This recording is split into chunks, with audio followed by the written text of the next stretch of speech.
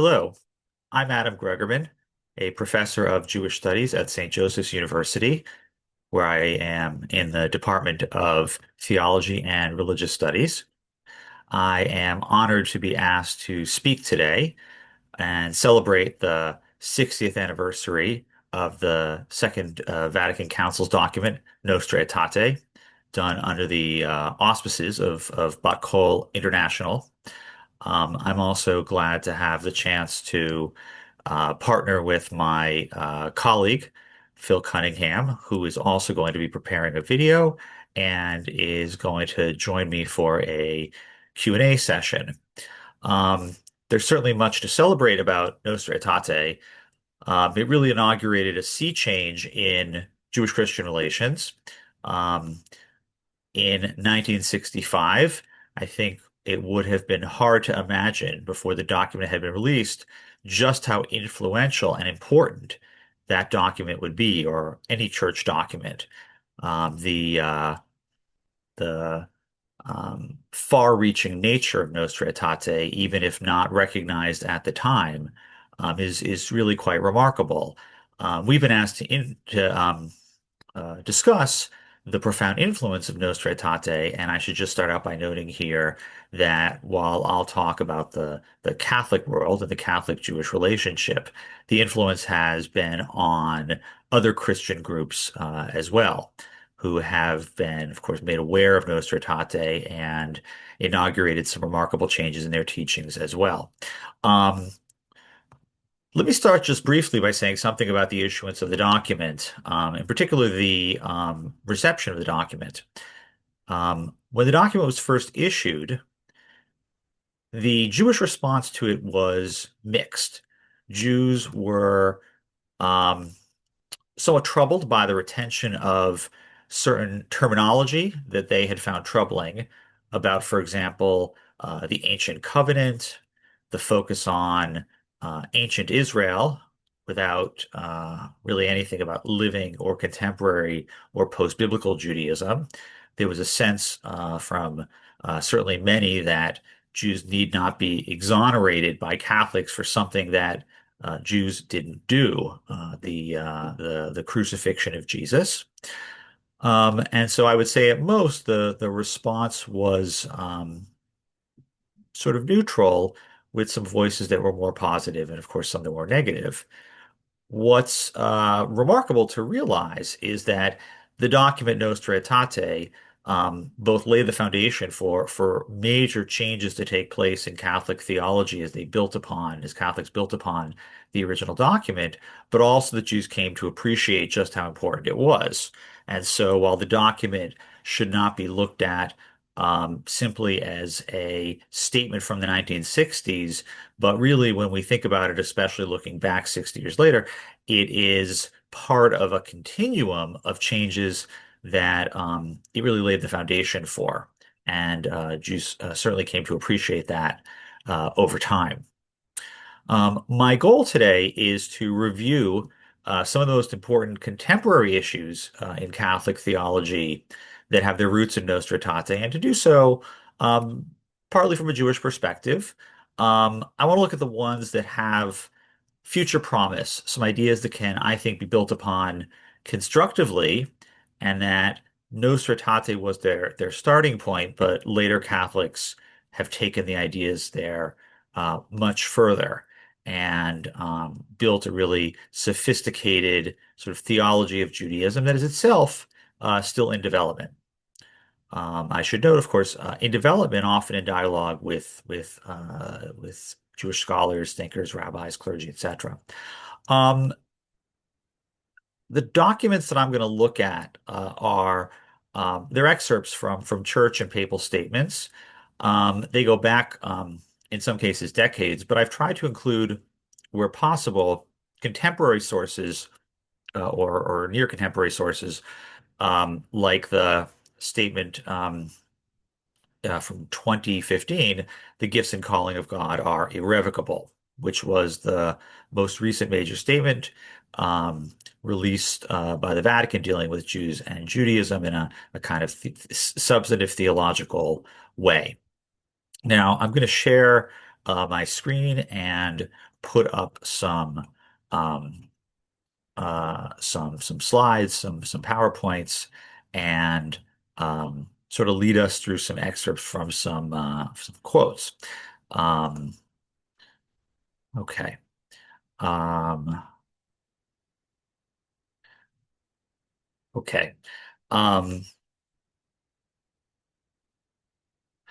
on my first slide here, just laying out that this is a celebration of the 60th anniversary of Nostra Aetate under the auspices of Botcol International, and some of my identifying information. I want to move to the first um, quotation, which will give us some context for understanding the emergence of Nostra Aetate and the documents that came out in its wake. The church has been frank about the context of Nostra Aetate and subsequent documents. Um, the the Shoah, the Holocaust, is kind of implicitly alluded to in Nostra Aetate with a statement about the church's opposition to anti-Semitism, but there is nothing that is explicit about the Holocaust and its influence on Christian rethinking of their theologies of Jews and Judaism. That becomes more explicit over time. And I want to just look at a slide from, again, the 2015 document, which is very clear about the context of the church's statements, beginning with Nostra Aetate. So hopefully you'll see on the screen this quote from the beginning of the 2015 document. It reads, "The dark and terrible shadow of the Shoah over Europe during the Nazi period led the church to reflect anew on her bond with the Jewish people. That is, there is a recognition that it is those events, and I think implicitly, hostility to Jews earlier than the middle of the 20th century, often under regions with Christian rulers for many centuries, that explains this theological shift. It's, I think, a welcome connection between the historical events that um, sort of deeply shocked both Jews and Christians alike, um, and prompted the church to address both its history and its teachings. And we see that very clearly in 2015, and we've also seen references to that in earlier documents, um, most prominently the document We Remember, which is a statement about the Holocaust from 1998. Um, Looking at some of the more substantive topics, I want to turn to the um, the influence that Nostra Aetate has had on. Let's start with the first topic, the emergence of historical critical scholarship on the Bible. Now, Nostra Aetate, by taking a kind of critical lens to the telling of the Gospels, and in particular the way that Jews are blamed for the crucifixion, reflects something that began a few decades earlier in the 1940s, but really gathers steam over time, which is the church's embrace of use of critical historical critical scholarship on the Bible. That is using the tools that scholars in universities, um, in sort of mainstream seminaries were using to understand the world of the Bible, the context of the texts, the influences on its authors.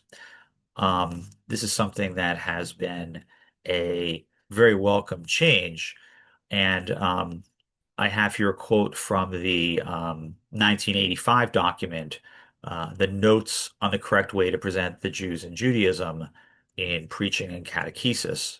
Um, a statement that builds on a document, in particular from the 1940s, um, and also a document from the 1960s here mentioned, you'll see in the second line, De Verbo. The quote reads, "The Gospels are the outcome of long and complicated editorial work. The dogmatic constitution, De Verbum, following the Pontifical Biblical Commission's instructions, Sancta Mater Ecclesia, distinguishes three stages. That is, three stages of the creation of the Gospels.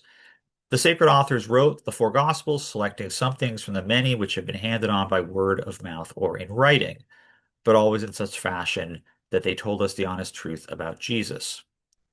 Hence, it cannot be ruled out that some references hostile or less than favorable to the Jews have their historical context in conflicts between the nascent church and the Jewish community.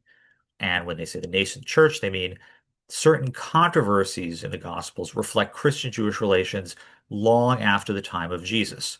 That is, they reflect the likely late first century context in which the Gospels were written, what we'd call sort of the third stage of the process, where the authors like Matthew and John are reflecting in their writing of the story of Jesus from the year 30, are reflecting the situation in their time in the 80s, 90s, or so, where there had been um, general Jewish resistance to their preaching or indifference toward their preaching, prompting a lot of anger and almost like a befuddlement at the lack of positive response by their fellow Jews, which is then kind of read back into the accounts that they wrote about the time of Jesus. In particular, we see this with John's references to the Jews as Jesus's opponents, because of course Jesus was himself a Jew. The phrase really doesn't make sense in the context of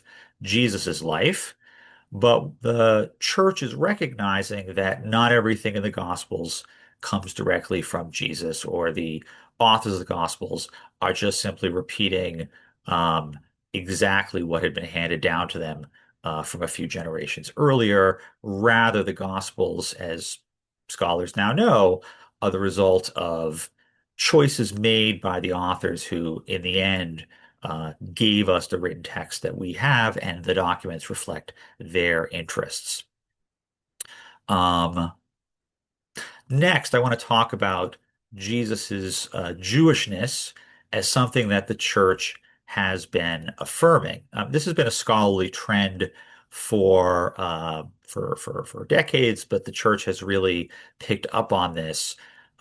Again, the roots for this are in Nostra Aetate, but this has become something that the church has very much embraced over time, and it reflects as well trends in the scholarship into the historical Jesus, very much focusing on his Jewish identity. And so, again, looking at the most recent document from 2015, we have this quote: Jesus was a Jew, was at home in the Jewish tradition of his time, and was decisively shaped by his religious milieu. His first disciples gathered around him had the same heritage and were defined by the same Jewish tradition in their everyday life. One would understand his teachings even less so, that is, badly, if they were seen in opposition to this Jewish tradition. There has long been a tradition in Christian thought, really going back to the time, perhaps even of John in the Gospel, to define Jesus in opposition to contemporary Jews and Judaism. And so to really pull him out of his original setting, and even more so to make the Judaism of Jesus's time the negative foil to everything that Jesus said and did. We now recognize that Jesus is very much a Jew of his age. And while, of course, there are distinctive features in his teaching, unique aspects of his career, it's wrong to um, downplay, or in some cases even ignore, the Jewish milieu in the early first century that had a profound impact on Jesus. I want to move on next to a rather substantive theological shift, the rejection of supersessionism and the affirmation of the continuing Jewish covenant. This document that I'm quoting here, again, as I said, I've tried to do um, using the most recent document from 2015, we have here an important, you could say, rethinking of Christian theology, which had traditionally said that Jews were in a covenant with God, but that covenant was canceled with the coming of Jesus, that covenant was transferred over to the Christian community. They superseded or took the place of the Jews after the coming of Jesus. By contrast, in the 2015 document, we have the statement from the Christian confession that there can be only one path to salvation. However, it does not in any way follow that the Jews are excluded from God's salvation because they do not believe in Jesus Christ. Such a claim would find no support in the soteriological understanding of St. Paul, who in the letter to the Romans not only gives expression to his conviction that there can be no breach in the history of salvation. God entrusted Israel with a unique mission, and he does not bring his mysterious plan of salvation for all peoples to fulfillment without drawing into it his firstborn son, that is Israel, quoting Exodus. From this, it is evident that Paul, in the letter to the Romans, definitively negates the question he himself has posed, whether God's covenant with Israel is irrevocable, is maintained, whether God has repudiated his own people. That the Jews are participants in God's salvation is theologically unquestionable, but how that can be possible without confessing Christ explicitly is and remains an unfathomable divine mystery. Now, there's a lot packed in here, but I want to lay out at the start the tension in the first sentence, which is that the church rejects the idea that there are two paths or ways to salvation that are separate paths to God, and has long insisted that there is one path to God with Christians and Jews in some way on that path together. Now, it's important that the church explicitly says that the Jews' lack of belief in Jesus does not lead to their rejection by God. What's important is the idea that's expressed, especially in Paul's letter to the Romans, chapters 9 through 11, which is that God does not turn back on God's promises, that there's no breach in the history of salvation, that God, when making those promises, is faithful to them and has not repudiated the people with whom he made his first covenant, God's first covenant. What's interesting in the last quote here, the last line, is the recognition that holding this all together is difficult. And so there's no question that the church rejects supersessionism, but it's frank about not quite knowing how it is that Jews, without explicitly believing in Jesus, can nonetheless achieve salvation, can remain in a valid covenant with God. Holding this together is hard because of the underlying idea of the sort of universality of salvation in Christ, which is really a basic Catholic idea, basic Christian idea. It is, however, not used here as a justification for supersessionism. But the statement is honest that it's not quite clear how you hold all of that together. Importantly, they insist that the covenant remain valid above and beyond solving this problem, this mystery. And so it gives you a sense here about where their priorities lie. Okay, a couple more topics.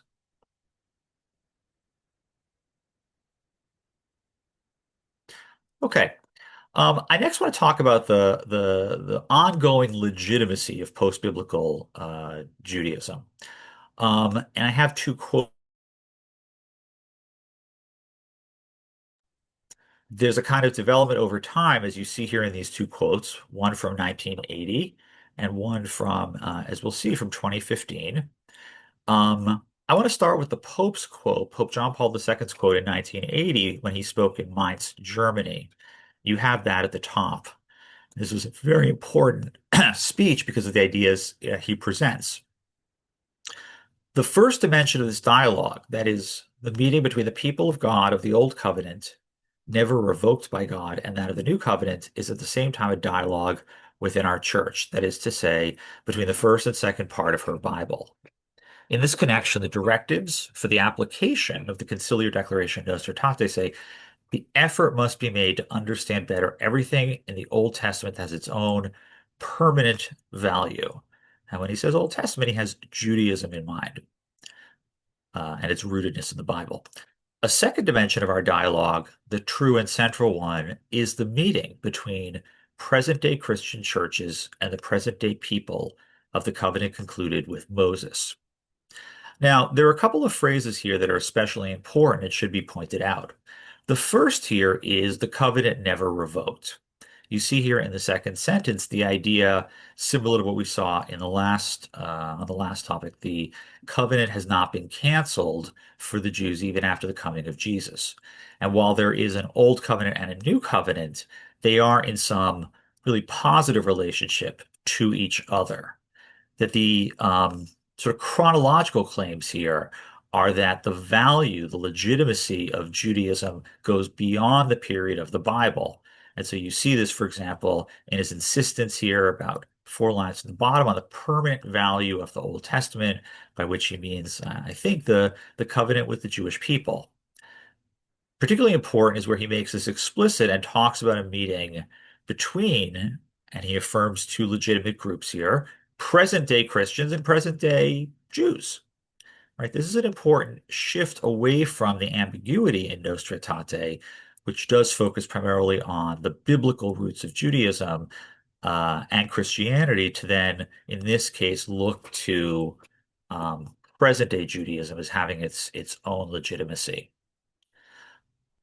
The 2015 document also deals with this topic, and I've given you a short quote here. At the bottom of the screen, you'll see it says, thus, Jews and Christians have the same mother and can be seen, as it were, as two siblings, who is in the normal course of events for siblings have developed in different directions, right? This sort of bland seeming statement is actually extremely significant, and it breaks with the idea that, as we saw, Christianity took the place of Judaism. In this case, they're presented as really two religions sharing certain roots, using this imagery here of siblings, which is very powerful and very positive, and recognizing the differences between them, but not using those differences to negate the legitimacy of Judaism.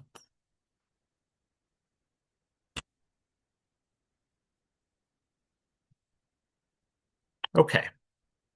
Um, Having now gone over some topics that are, I think, very promising for continued Jewish-Christian and specifically Jewish-Catholic relations, I want to say a little bit about some remaining challenges. And I'll be brief here. There are more that I could add, but I want to just highlight two of them. One of them has been going on now for a number of decades. One could even say back to 1948, the creation of the State of Israel and how Christians understand the religious significance of that event, especially as it relates to the promise of land in the Hebrew Bible. So let me start with the biblical side of this. The Catholic Church has insisted that the covenant between God and the people of Israel retains its legitimacy, is not canceled. And aspects of that covenant include um, a promise of land.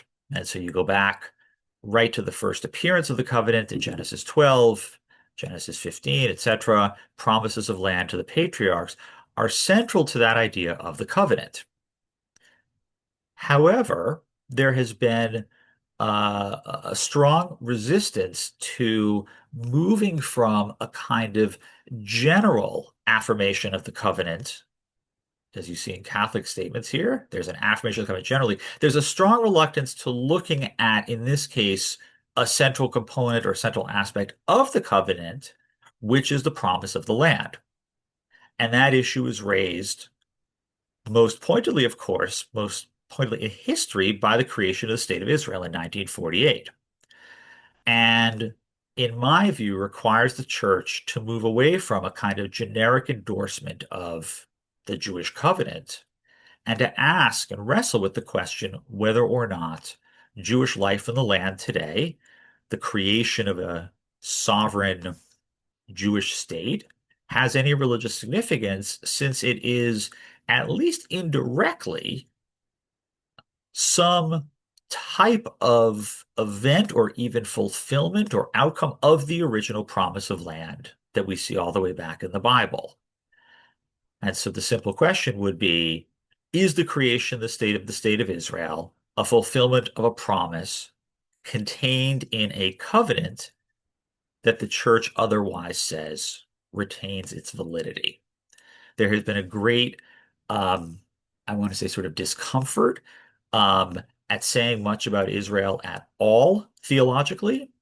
The church has political sensitivities, reasons for being careful and cautious about saying very much. It is, of course, a nation state as well, with relations with other countries, including many Arab countries and many Christians living in Muslim and Arab majority countries. And the church has been very reluctant to say anything theological about the state of Israel. It nonetheless seems to me unavoidable to um, reckon with the promise that is contained in the covenant that is otherwise affirmed in full by the Catholic teaching. The second topic I want to mention has to do with more recent events, the the the terrible attack on October 7th and the terrible losses suffered in the wake in the conflict between Israel and Hamas, and the many innocents who suffered terribly on all sides. The church has, I think, rightly been quite interested in offering guidance about this event. However, there has been a kind of emerging of tensions about how the church, and especially here, I'm thinking of Pope Francis's many speeches about this, have understood war and peace, conflict, and in particular this conflict. Pope Francis spoke extremely often about this event, more so than any other political military event that was taking place in the last few years. And there's a very different way of understanding Pope Francis's idea of the use of force and the justifications for it from what I think many Jews would feel, and also certainly I think thinkers in Israel. The Pope has reflected a kind of almost pacifistic view about the use of violence. This is an idea, this sort of shift away from just war theology towards something like a just peace theology or near pacifistic theology. This has been happening within Christian thinking, Catholic thinking for some decades now, but we see it especially clearly in statements about the conflict in the Middle East. Um, Reflected in, for example, the idea that nearly or actually all use of violence and force is bad. There is kind of lack of attention to motive in many of the statements that, for example, Francis made when he would denounce the use of violence. And to some people, that appeared to sort of blur the distinction between the parties, between a state actor, the state of Israel, and a terrorist group, Hamas. There are profound differences in what they do, what can be expected of them, the motives they have for action, how it is one evaluates um, their use of force and violence. That's been something that Francis and perhaps Leo, beginning to do some of this, has not wrestled with much. It's much more common to say, we want there to be peace. We want there to be a ceasefire. Everybody should stop fighting. The use of violence is wrong. When it's a much more nuanced question about when it's appropriate to use force or violence. And that's not been something that has been reckoned with in papal statements in particular. There's also been a kind of downplaying of the um, identity of Israel's opponent and the nature of Israel's opponents. That is, Pope Francis almost never said the word Hamas, and I don't believe ever said the word Hezbollah.